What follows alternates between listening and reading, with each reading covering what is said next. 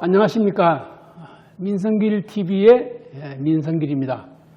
오늘은 젠더, 트랜스젠더 무엇이 문제인가 하는 주제로 지금 하고 있는데,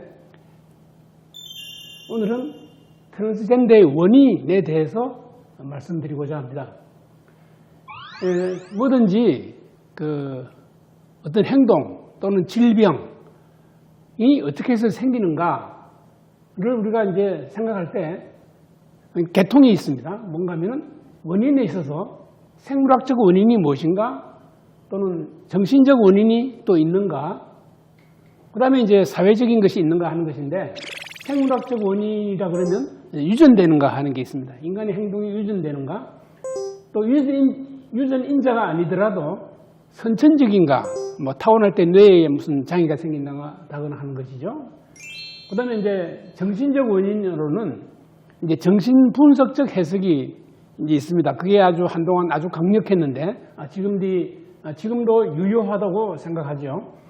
이 정신적 원인은 이제 주로 정신성 발달상의 문제다 이거죠. 그러니까 어릴 때 들어보셨겠지만 구강기, 항문기, 남근기, 잠재기, 사춘기, 이렇게 인간이 몸도 성장하고 성적으로 성장하면서 이제 어디에 이제 관심의 초점이 되는가 하는 그런 발달 과정이 있는데, 이 트랜스젠더는 남녀가 어떻게 다른가 하는 것을 인식하는 남근기 때, 우리 유명한 이제 오이디푸스 컴플렉스가 생길 때, 내 부모는 아버지가 있고 어머니가 있구나. 그래서 아버지는 남자고 어머니는 여잔데 나는 그러면 어느 쪽에 속하는가, 뭐 이런 걸 생각하면서 이제 발달하는데, 이때 갈등이 있으면 이런 남자 여자의 아이덴티피케이션, 그러니까 내가 어디에 해당하는가를 인식하는, 여기에 이제 문제가 생기면 트랜스젠더가 된다 하는 것입니다. 그러면 이제 신체 상해 문제가 있습니다. 이거는 나이가 조금 들면 자기 몸에 대한 이미지를 가지게 돼요.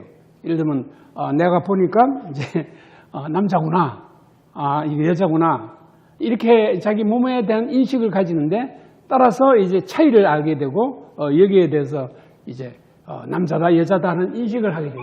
근데 이 신체 상에 대해서 이제 자기가 그걸 좋아하는 수도 있고 또 이걸 안 좋아하는 수가 있어요.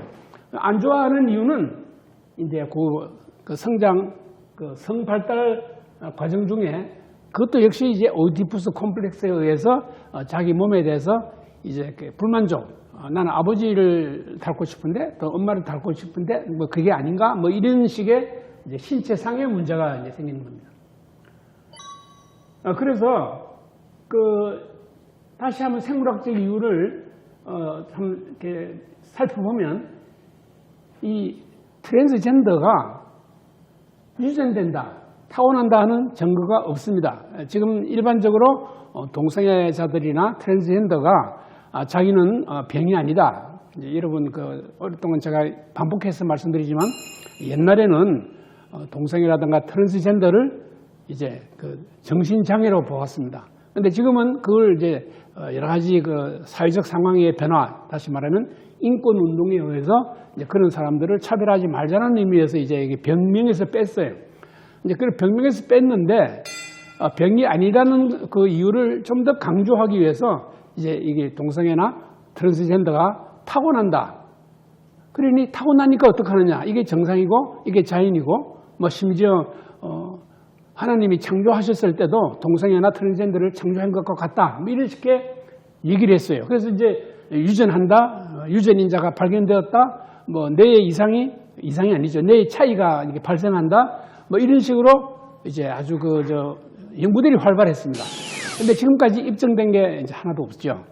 동성애 유전자는 거의 없는 걸로 판명이 됐고, 트랜스젠더는 지금 아예 뭐 연구 자체가 없는데, 의학자들이 생각하기에 트랜스젠더하고 시스젠더 사이에 유전적 차이가 있으리라고 우리가 상상되지 않습니다.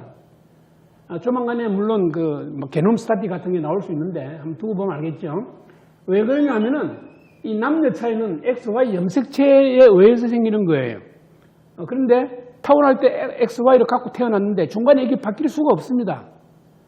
성전환 수술을 한다 해서 XY 염색체가 바뀌는 게 아니에요.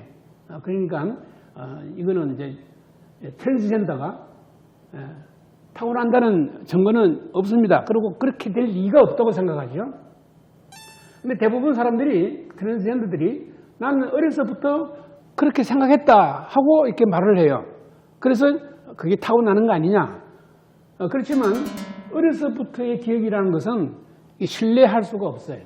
그리고 대부분 자라면서 이게 바뀝니다. 사라지기도 하고 다르게 기억되기도 하고요. 그 다음에 이제 타고날 때 뇌의 차이가 이미 있다. 예를 들면 남자가 여자라고 생각하는 트랜스젠더, 트랜스 여자는 뇌는 남자 뇌처럼 비슷하다. 뭐 이런 이제 가설들이죠. 그래서 그걸 열심히 비교 연구하는데 이제 시스젠더 뇌하고 트랜스젠더 뇌가 같다는 연구라든가 또 같지는 않지만 비슷하게 이쪽으로 이제 이렇게 치우쳐 닮아 있다. 중간쯤에 해당한다. 뭐 이런 얘기들이 있는데 이게 이런 그 차이가 있다 하더라도 이것이 트랜스젠더의 원인인지 또는 우리가 지금 말하는 그 행동, 사고, 여러 가지 라이프 스타일이 바뀜에 따라서 오는 뇌의 변화, 이걸 우리가 사람이 경험에 따라서 뇌가 변화한다고 이렇게 보거든요. 이게 뭔가 하면 플라스티시티, 가소성이라 그럽니다. 뇌의 가소성.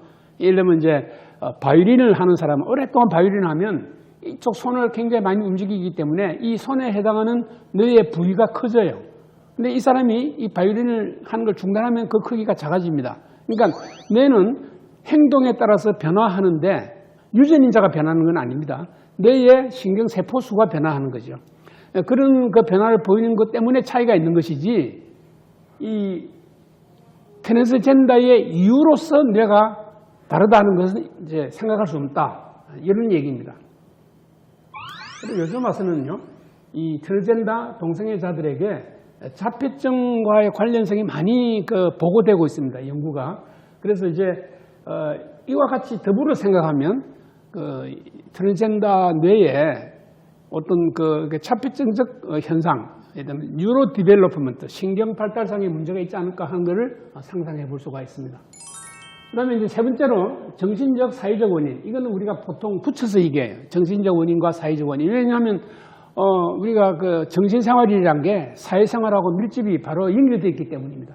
그래서 사이코소셜, 정신, 사회적 원인으로 우리가 또 트랜스젠더 원인을 생각해 볼 수 있습니다.